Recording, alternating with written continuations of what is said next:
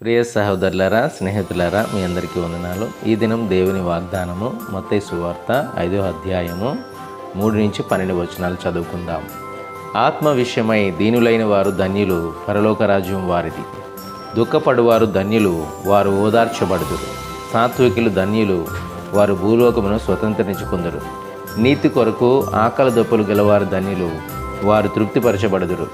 కనికరం గలవారు ధన్యులు, వారు కనికరం పొందుదురు. హృదయ శుద్ధి గలవారు ధన్యులు, వారు దేవుణ్ణి చూచెదరు. సమాధానపరచువారు ధన్యులు, వారు దేవుని కుమారులనబడుదురు. నీతి నిమిత్తం హింసించబడేవారు ధన్యులు, పరలోక రాజ్యం వారిది. నా నిమిత్తము జనులు మిమ్మల్ని నిందించి హింసించి మీ మీద అబద్ధముగా చెడ్డ మాటలెల్లా పలుకున్నప్పుడు మీరు ధన్యులు. సంతోషించి ఆనందించుడి, పరలోకమందు మీ ఫలము అధికమగు. ఇలాగున వారు మీకు పూర్వం మందుండిన ప్రవక్తలను హింసించి 7 వాక్యాన్ని మనం